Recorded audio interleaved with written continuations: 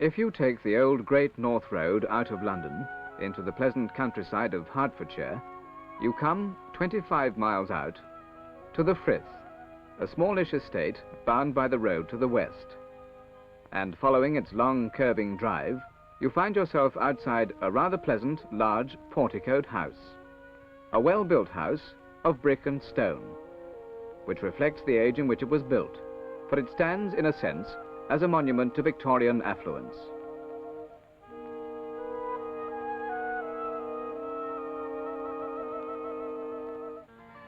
This is the mark of William Wilshire, who had it built in 1846, and is here enshrined with Charles Willis Wilshire, who had it enlarged in 1853. The house, then, is relatively modern, but it stands on an older site, and the history of the estate and the links of the Wilshire family with it, as this memorial shows, stretch very much further back.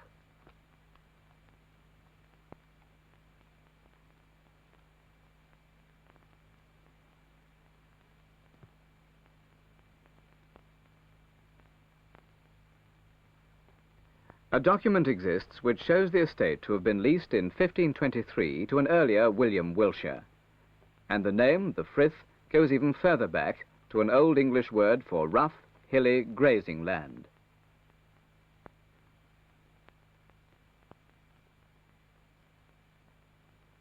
But the only surviving link is the low hill on which the estate lies, and from which it stretches away northwards towards the village of Welwyn. The Romans knew it when they built the old highway from St. Albans to Colchester.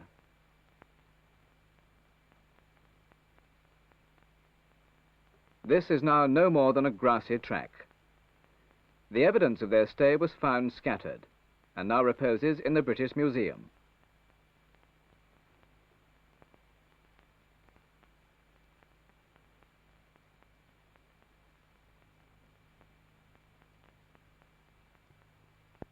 The local footpaths achieved more recent historic interest when Bernard Shaw settled here and used his persuasive powers to have them maintained.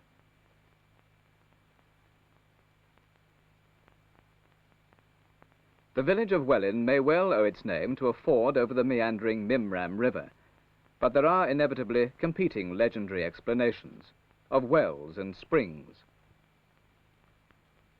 And the village has been called at various times Welwyn, Wellews, Wellenga, and Welga.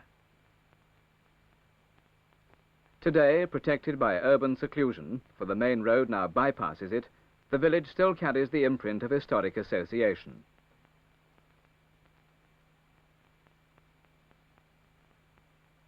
Its church dates back to 1190. Its inns have a certain rustic charm.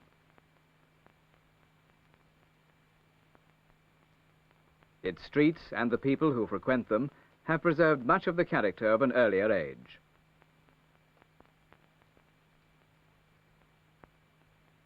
Nearby Welwyn Garden City reflects more modern times, with its shops, railway and industrial centre.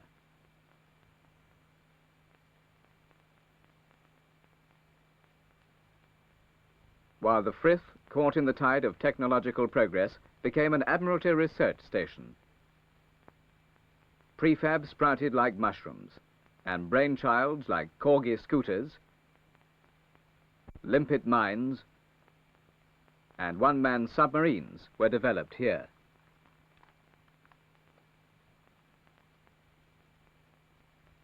After the war, the Frythe passed to ICI Research, who built new laboratories in the grounds beyond the pond. Unilever Research acquired it in 1962. The roots of that research reach back to 1912 to Port Sunlight, where, to supplement Works laboratory control, the nucleus of an industrial research group, in those days a rare band of pioneers, was formed. Research was first housed in a triangular-shaped building which still stands alongside the railway line. It stayed there until 1942, and then moved to a new laboratory down the road. With post-war expansion, the exodus began. 1949, non-fatty foods research moved to Colworth House, Bedford. 1952, toilet preparations research moved to Isleworth, London. 1962, edible oils research began a phased move to the existing buildings at the Frythe and there enlarged the scope of its food research interests. It had plans too for enlarging its laboratory space, plans that were designed to blend the new harmoniously with the old.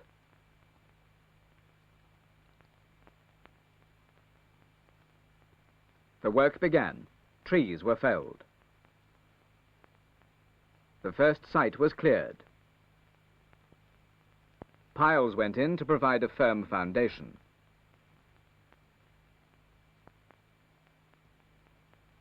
The constructional work was finished in the late summer of 1964, and Block A came into operation.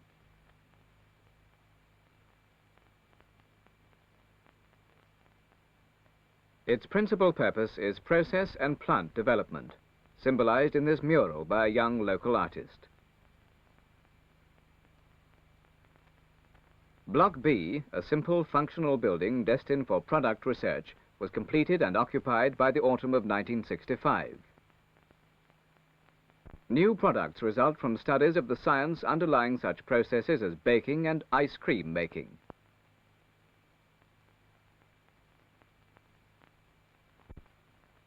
At the same time, a rather more ambitious Block C was proceeding.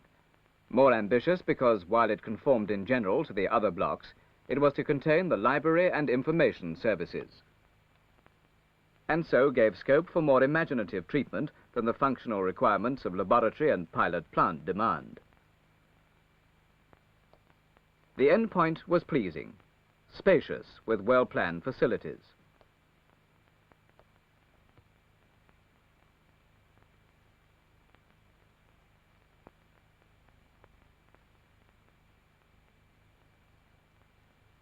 And outside a cloistral colonnade to provide a simple classical touch.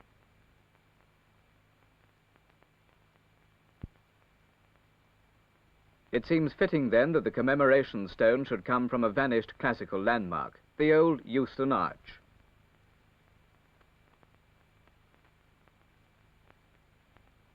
It was unveiled by Professor Sir Ewart Jones of Oxford University.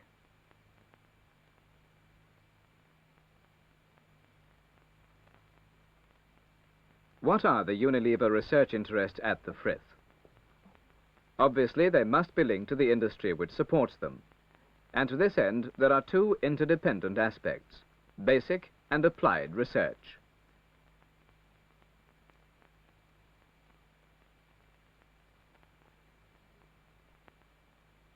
Basic research is necessary to give an understanding of the properties which determine the nature of complex products.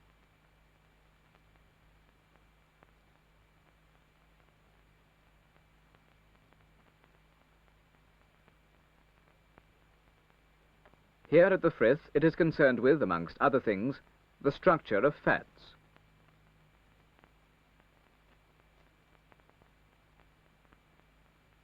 Their rheological behavior, for example, of batter when subjected to precisely defined stretching forces.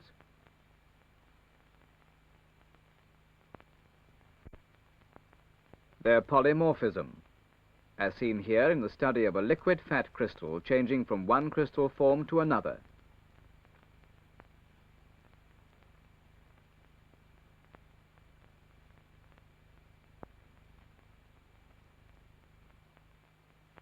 Their relevance to lipoprotein membranes, that is, membranes formed by complexes of fat derivatives and proteins.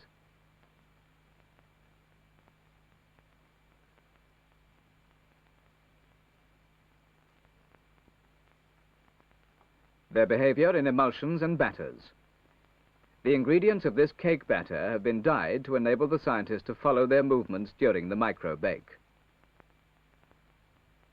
Also, on a larger scale, the physical changes and movements of batter can be studied during baking, as this time-lapse sequence of the center of a cake shows.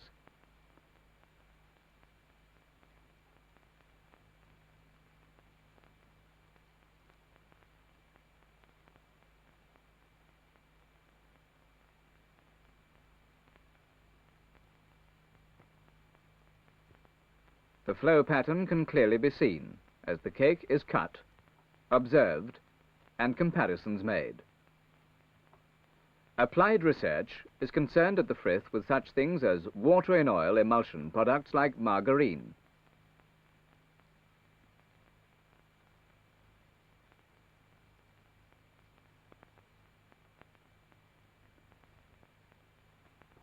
Oil in water emulsions which are the basis of freeze-thaw products like ice cream.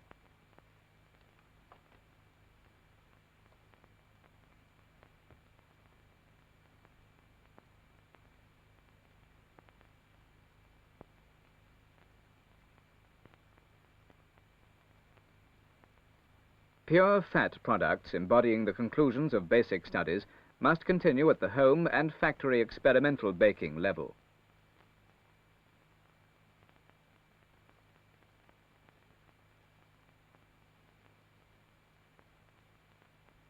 There is a pattern to all this, of course.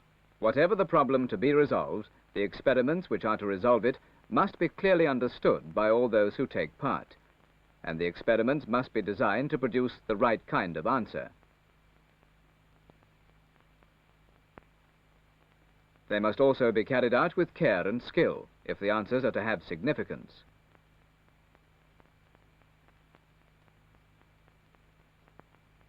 It is the responsibility of graduate scientists to assess problems and determine the underlying elements, and of research assistants to help them carry out the experimental plan. A plan which will have been designed not to test skill, for that must be known, but to use that skill to find answers.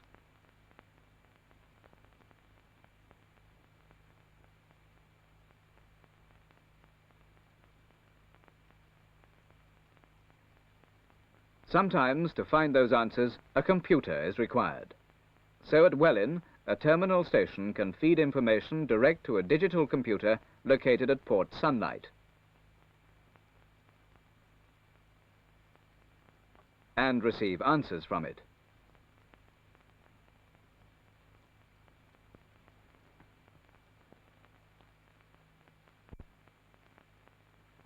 Many disciplines are required. Chemical engineering,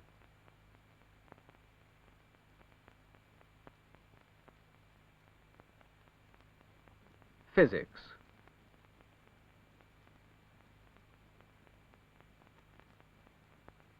physical chemistry,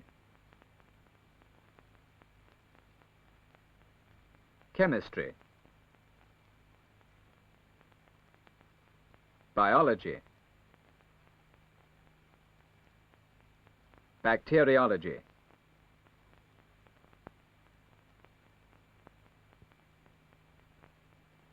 and this is the interesting point about industrial research, that whatever the industry on which it is based, it breaks down into well-defined, interlinked scientific categories and contains within itself a whole cosmos of scientific interests. And so the Frythe, ancient in title, Victorian in style, once a symbol of leisured living for the few, has become a centre of research activity which will lead to healthier and more sophisticated living for the many.